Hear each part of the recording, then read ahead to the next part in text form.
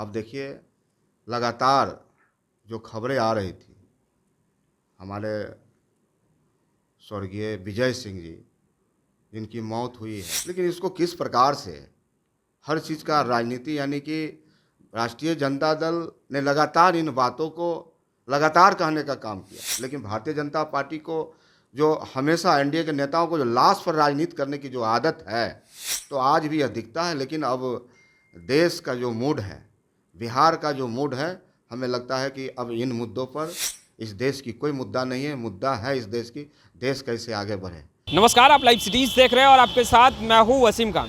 देखिए, बीजेपी के बिहार विधानसभा मार्च के दौरान जिस तरीके से लाठियां बरसाई गई और बीजेपी के एक नेता की मृत्यु हो जाती है। हालांकि पोस्टमार्टम रिपोर्ट आ चुका है।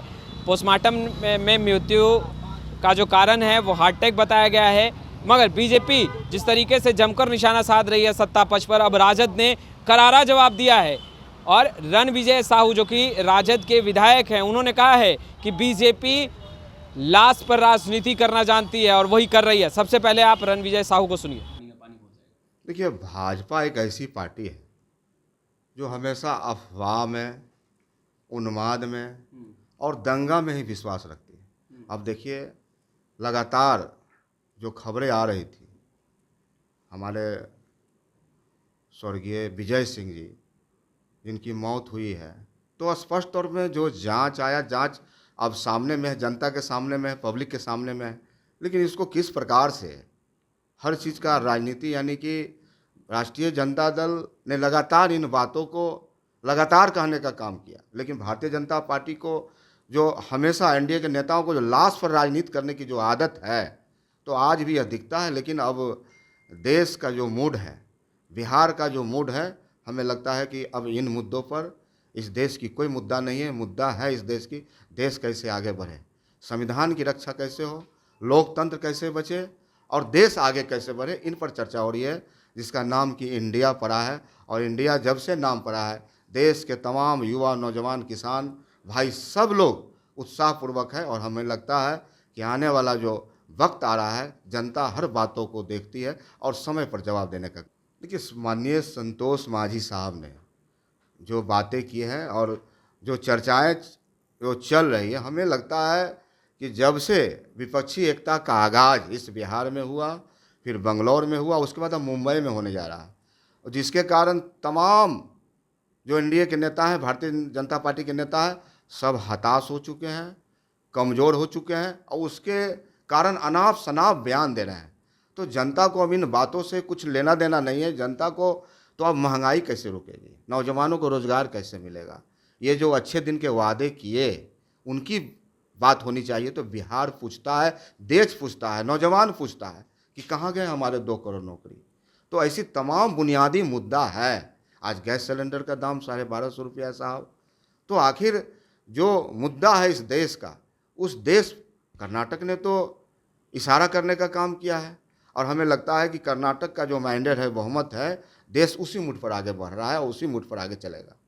आप लोग देखिए, अभी देश का जो हालात है, जिस प्रकार से संविधान को कुचला जा रहा है, लोकतंत्र को कुचला जा रहा है, तो देश में विपक्षी एकता का उद्देश्य एक है, मुद्दा एक है कि भाजपा को कैसे हम इस देश से भगाएंगे, बिहार से कैसे हम भाजपा को भगाएंगे।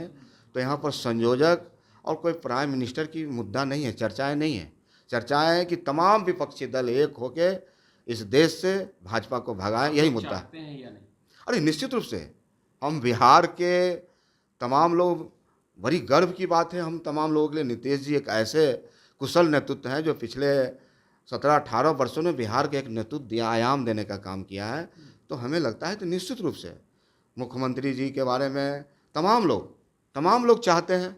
और हमारा तो मुद्दा एक है कि इस देश से कैसे भाजपा का विदाई हो, उस दिशा में हम सब मिलकर काम कर रहे हैं। क्या सच में इंडिया और एनडीए में आप लोग कंफ्यूज हैं?